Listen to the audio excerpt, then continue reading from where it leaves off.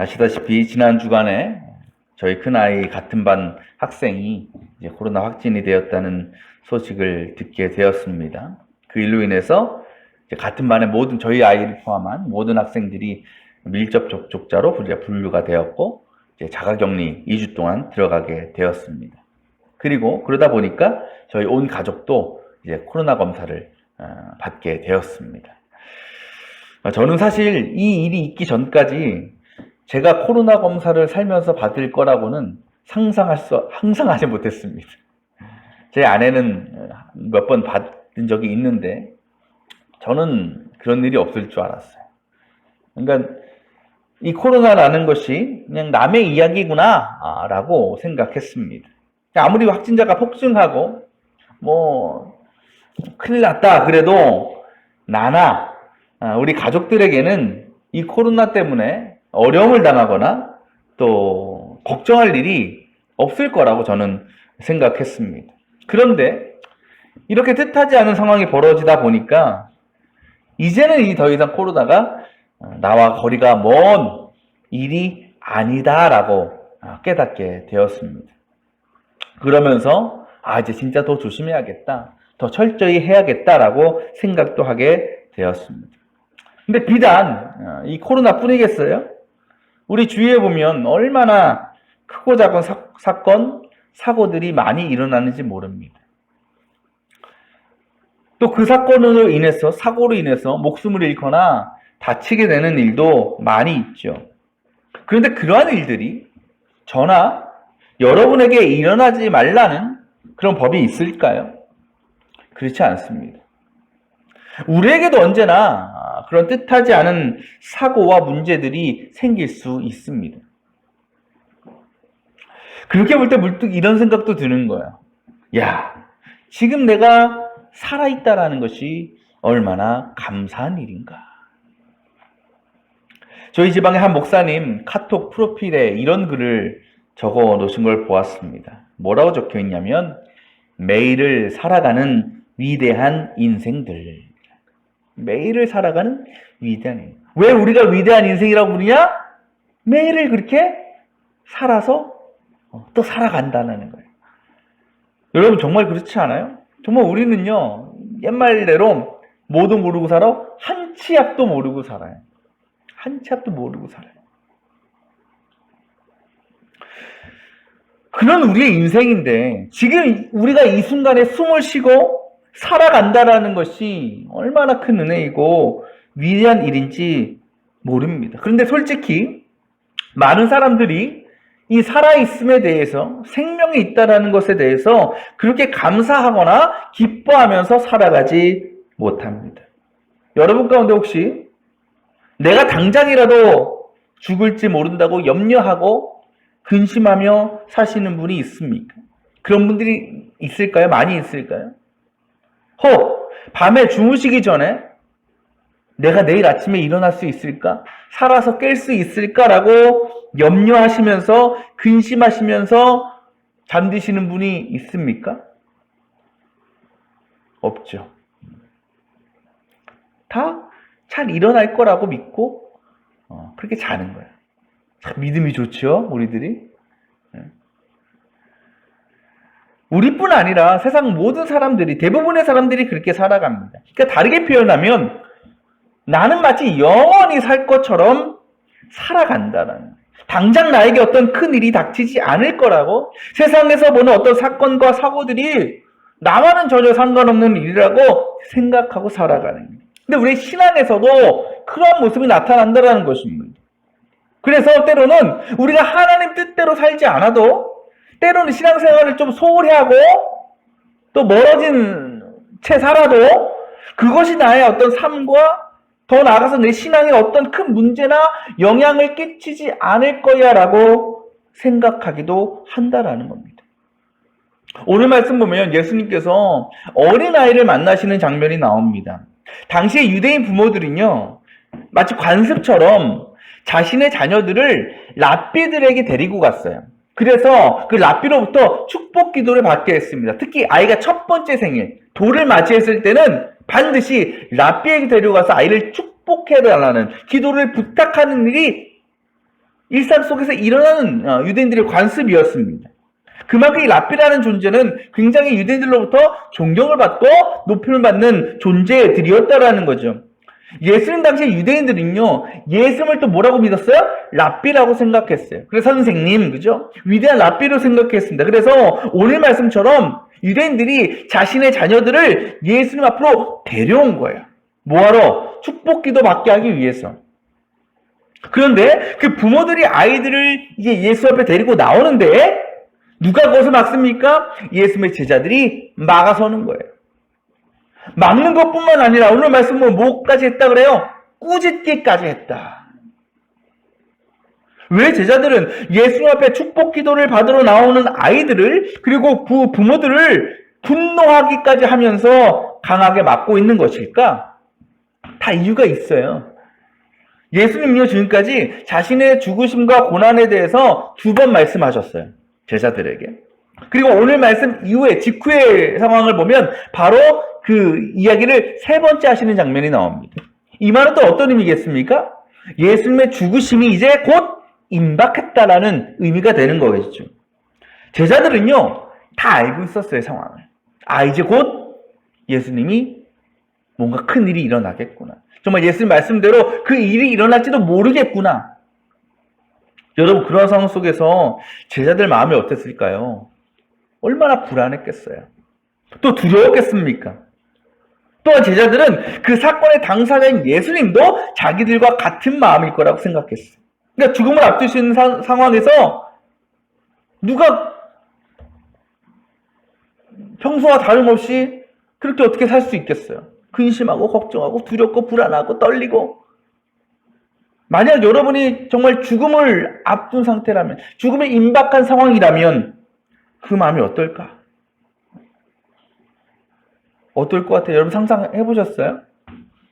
안 해보셨죠? 만약 제가 생각해 봤어요. 만약 그런 일이 나에게 정말 딱 가놓고 한 달 있다 내가 부르심을 받아.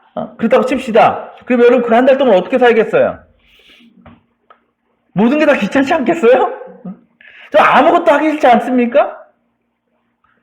그냥 조용히 혼자만의 시간을 가지면서 이 세상에서의 삶을 어떻게 보면 정리할 수 있는 시간을 갖는 것이 더 좋지 않겠어요?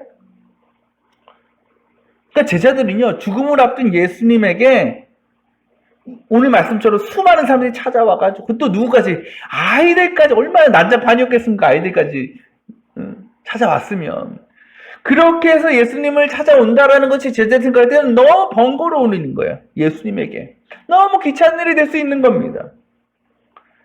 그래서 제자들이 예수님이 오시는 것을, 예수님에게 아이들과 부모들이 오는 것을 막을 수밖에 없었다라는 거예요. 그들 나름대로 예수님을 지키고 보호하고자 했던 그 마음에서 나온 행동이었다라는 것입니다. 그렇게 보면 참 그 마음이 기특해요. 이쁜 것 같아요. 그렇다면 예수님도 그 마음을 알아주시고 그런 제자들에게 그래 나 생각해 준 게 너희밖에 없구나. 이렇게 말씀하실 수도 있는데 오늘 말씀 보면 예수님께서 14절 이렇게 하시죠. 그러나 여기서부터 우리는 알 수 있어요. 제자들이 그들을 꾸짖고 막아선 행동이 절대 예수님께서 원하시는 행동이 아니라는 걸 알 수 있죠. 그 다음 뭐라고 말씀하십니까? 이것을 보시고 뭐 하셨다? 노하셨다. 분노하신 거예요. 그것을 보고. 그러니까 제자들이 예수님께 나온 사람들을 막아서는 그 행동은 예수님께서 보실 때 너무나 분노하시고 화가 머리끝까지 나신 행동이었다라는 거예요. 그러면서 뭐라고 말씀하십니까? 우리 한번 볼까요? 어린이들이 내게 오는 것을 허락하고 막지 말아라. 그 다음 뭐라고 말씀하십니까? 하나님 나라는 이런 사람들의 것이다. 지금 예수님은요, 너무나 중요한 말씀을 하고 계셔요. 왜? 하나님 나라의 주인이 누군지, 누가 천국에 들어갈 수 있는지를 분명히 밝히시고 계시거든요. 근데 그 사람들이 누구라고요? 누가 천국 갈 수 있다고요? 어린 아이라는 거예요. 여러분, 이 말씀은요, 아마도 그곳에 모인 예수님의 제자들이나 유대인들, 모든 사람들이 굉장히 당황할 수 있는, 혼란에 빠질 수 있는 말씀입니다. 왜냐하면 당시 어린아이라는 존재는 가장 보잘것없는 존재였기 때문에. 그래서 여러분 얼마나 보잘것이 없냐면 인구조사를 하면 어린이는 뺐어요. 여자와 어린이는 뺐습니다. 이거는 뭐 한마디로 뭐예요? 사람 취급받지 못했던 사람들, 어린아이들. 그런데 그런 어린아이들이 천국의 주인이다? 그런 사람들만이 하나님 나라에 들어갈 수 있다? 야, 이건 굉장히 당황스러운 말씀이죠. 그렇다면 왜 예수님은 하필이면 어린아이 같은 사람이라고 콕 집어서 그들만이 천국에 들어갈 수 있다고 말씀하시는 것일까? 저도 아이를 키워보니까 참 부모들은 바쁘게 살 수밖에 없어요. 그렇죠? 해야 될 일이 너무 많아요. 특히 아이가 어리면 어릴수록 그 일거수일투족을 다 챙겨주고 도와주고 함께 해줘야 됩니다. 그래서 부모들은 늘 피곤할 수밖에 없어요. 물론 아이를 통해서 얻는 기쁨과 만족도 있지만 그만큼 아이들로 인해서 지치고 피곤하고 힘들 때도 많다라는 거예요. 그리고 보면 애들이 한시도 부모를 가만히 두지 않아요. 무슨 일만 있으면 엄마 아빠를 찾아옵니다. 그러니까 아이들은 알아요. 뭘 알아? 내가 원하는 것, 내가 필요한 것을 채우려면 엄마 아빠가 있어야 되는 것을 알고 있죠. 그러니까 찾을 수밖에 없는 거예요. 언제라도 부모 곁을 떠나지 않아요. 늘 부모를 찾고 도움을 구합니다. 근데 여러분 그것이 뭘 유지하는 거겠어요? 부모와 자식 간의 사랑의 관계를 유지할 수 있는 비결인 거예요. 늘 찾으니까. 늘 찾으니까. 그런데 여러분 아이가 이제 크다 보면 우리도 딱 그 시기를 겪었지 않았겠습니까? 아이가 크다 보면 자라다 보면 상황이 좀 달라지죠. 저는 아직까지 그런 걸 확 와닿게 경험하진 않았지만 부모로서 가장 자녀들에게 섭섭할 때가 언제일까 생각해 보면 이런 것 같아요. 이젠 더 이상 자식들이 부모의 도움 필요 없어. 내가 알아서 할 거야 라고 얘기하면서 부모로부터 벗어나려고 할 때 그때 부모님이 되게 섭섭하지 않을까? 우리 부모님이 내가 그러면 되게 마음 아파하지 않았을까라는 생각이 드는 거예요. 제가 예전에 저희 둘째한테 로봇 변신 장난감을 사줬습니다. 근데 이제 변신 장난감이 여러분 생각보다 어렵더라고요. 그러니까 어린아이들이 막 이렇게 변신하고 조립하고 하기에는 어려워요. 그래서 못하니까 늘 제가 해줬어요. 그거 갖고 놀자 그러면 제가 뭐 로봇 해줘 그럼 로봇 변신시켜주고 또 자동차로 변신해줘 자동차 변신시켜주고 합체해줘 또 합체 다 해줬어요. 근데 그걸 애들이 뭐 변신한 거를 한 10분 20분 갖고 놉니까? 아니죠. 1, 2분 갖고 오면 또 변신해야 되고 또 변신해야 되고 또 합체해야 돼요. 또 이게 보통 일이 아니에요. 그러다 가다 보면 좀 그만했으면 좋겠어. 내가 너무 힘드니까. 그래서 속으로 생각하죠. 야, 좀 그만해라. 네가 좀 알아서 하면 안 되냐. 그 생각을 합니다. 근데 여러분 그걸 사준 지가 한 6개월 정도 됐거든요. 근데 얼마 전에 또 그 장난감을 가져가서 노는 거예요. 놀자고. 그래서 저는 예전처럼 이제 내가 로봇 변신시켜 주겠다고 딱 그걸 이제 가져왔어요. 그랬더니 이제 저희 아이가 그걸 확 낚아채더니 뭐라고 하냐면 이제 내가 할 거야. 내놔. 이제 은준이가 할 수 있어. 그리고 막 지가 막 하는 거예요. 그때 여러분 제 마음이 어땠을까요? 좀 섭섭하더라고. 지가 좀 할 줄 안다고. 그러니까 이제 엄마 아빠 도움 필요 없어 라고 얘기하니까 이제 컸구나 라고 생각하면서도 좀 기분이 좀 그런데? 그런 마음이 들더라고요. 그래 어느 순간이 되면 아이들이 자기도 이제 다 컸다면서 내가 할 수 있다면서 부모가 자신의 삶에 관여하는 것을 원하지 않습니다. 이제 부모의 뜻과 부모의 말보다는 내 생각, 내 뜻대로 살려고 합니다. 이제 그건 더 커가면 더 그렇죠.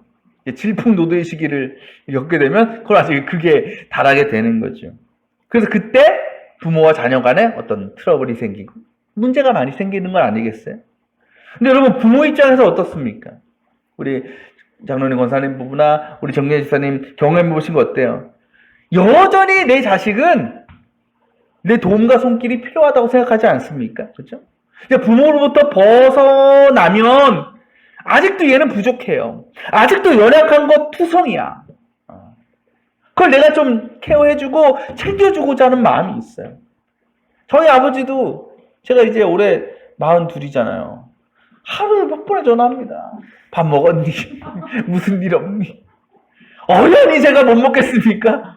어련히 제가 뭐 알아서 못하겠어요? 근데 왜? 그게 부모의 마음이죠. 아무리 자식이 다 성장하고 결혼도 하고 애도 있어도 부모 앞에서는, 부모 입장에서는 애야, 애. 그죠? 애야. 그죠? 권사님도 그렇죠? 자녀분들 다 장성하셔서 결혼하고 또 손주 다 낳고 사시지만 엄마 아빠가 볼 때는 여전히 자식이고 아이라는. 근데 자녀 입장에서 그걸 깨닫지 못하는, 어떻게든 부모 벗어나려고 하고 어떻게든 내 뜻과 내 마음대로 하려고 하고 불순종하고 하려고 하면 너무나 마음이 아픈 거죠. 속상한 거죠. 근데 여러분, 그런 상황이 계속되면 어떻게 될까? 결국 그 부모와 자녀의 관계가 무너지고 분열되고 깨어질 수 있다는 겁니다. 우리와 하나님과의 관계도 마찬가지예요. 우리도 때로 신앙의 문제로 인해서 하나님과 멀어질 때가 있어요. 그때가 언제일까요? 내가 뭔가 할 수 있다고 생각할 때, 내가 내 능력으로 뭔가를 해야 되겠다고 내 자신을 믿을 때. 그래서 하나님을 온전히 의지하려기보다는 나를 더 신뢰하는 거예요. 내 힘을, 내 조건을, 내 능력을 신뢰하고 그것을 의지한다라는 겁니다. 그 다시는 하나님을 찾지 않는 거예요. 마치 오직 부모밖에 몰랐던 아이들이 점점 커가면서 부모 없이도 다 할 수 있다고 생각하면서 부모로부터 벗어나려고 하는 것처럼 우리도 마치 그와 같이 하나님으로부터 벗어나려고 한다라는 겁니다. 그렇게 당장 나 하나님 없어도 아무 문제 없어 라고 생각하고 인간적인 것으로, 세상적인 것으로 내 만족과 유익을 채워가려고 한다라는 겁니다. 또 그러면서 이렇게도 생각하죠. 나중에 다시 돌아가면 되지 뭐. 지금은 좀 내 맘대로 하다가 내 능력대로 좀 살다가 세상 좀 즐기다가 때가 되면 다시 믿음 회복하면 되지. 왜? 나는 그럴 만한 능력이 있으니까. 나는 그럴 만한 믿음이 있으니까 라고 생각합니다. 그러니까 지금 자신의 영적인 문제를, 신앙의 문제를 당장 해결하고 회복하려 하는 것이 아니라 그냥 지금 조금 더 즐기자, 조금 더 누리자라고 하는 거예요. 서론에서 말씀드린 것처럼 당장 나에게 어떤 신앙과 삶의 문제가 생기지 않을 거라고 확신하는, 마치 영원히 살 것처럼 그렇게 신앙생활을 한다라는 겁니다. 하지만 그러다가 결국은 나도 모르는 사이에 하나님과 너무 멀리 떨어져 버려요. 하나님과의 관계가 완전히 깨어지는 거예요. 그래서 다시 돌아갈 수 없을 만큼 하나님과 영영 떠나게 되는 겁니다. 주님께서는 그런 우리에게 무엇이 우리에게 가장 필요한 것인지를 오늘 가르쳐주고 계시는 거예요. 그것이 뭐라고요? 우리가 뭐가 되는 것? 어린아이가 되는 것. 어린아이와 같이 되는 것. 곧 어린아이처럼 자신의 연약함을 알고 모든 일에 하나님을 전적으로 의지하고 그렇게 늘 하나님을 떠나지 않는 신앙을 소유한 사람만이 영원한 하나님 나라를 소유할 수 있다라는 겁니다. 여러분, 지금 여러분 어떻습니까? 여러분은 구원받은 자, 오늘 주님 말씀처럼 하나님 나라를 소유한 자로 살아가고 있습니까? 물론 우리는 그렇게 살아가고 있습니다. 지금 여러분이 이 자리에 나와서 하나님 앞에 예배하고 있는 것만으로도 우리가 천국의 주인이요 천국 백성이라는 충분한 증거가 됩니다. 하지만 분명한 것은 제가 늘 강조드리는 게 뭡니까? 지금 우리가 갖고 있는, 소유하고 있는 우리에게 주어진 구원이라는 것이 영원한 것이 아니다라는 거죠. 영원하지 않다. 우리가 하나님이 아닌 내 힘과 능력을 의지하고 세상적인 것에 온 시선과 관심을 돌리며 살아가는 순간 우리는 얼마든지 하나님을 떠날 수 있기 때문에 그래요. 우리 그렇게 되면 안 되잖아요. 그렇죠? 그렇게 되지 않으면 어떻게 된다고요?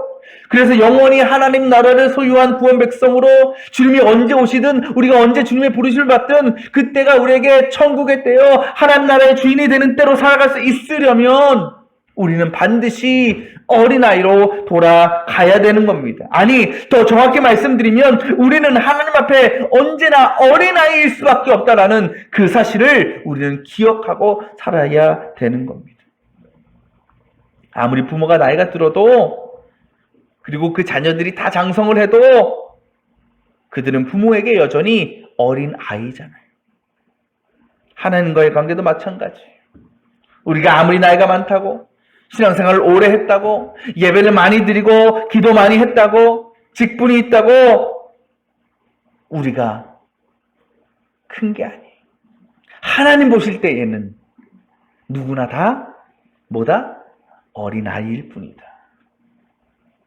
그래서 주님이 필요한 존재다. 연약한 존재. 사랑하는 여러분, 우리 그리스도인들의 신앙의 기준은 내 자신도 아니고 옆에 있는 다른 성도도 아니에요. 그래서 내가 이 정도면 됐지. 야, 저 사람 하는 거 보니까 내가 좀 나은 것 같아. 내가 좀 그래도 성숙한 것 같아. 그게 아니에요. 우리 신앙의 기준은 예수님이에요. 곧 우리는 완전하신 예수 그리스도의 분량에 이르기 위한 끊임없는 몸부림과 희생과 노력이 있어야 되는 거예요. 우리 신앙 가운데. 어떻게 하면 내가 주님 분량까지 나아갈까? 누구 집사 정도만 해야지, 어느 권사 정도만 해야지 아니라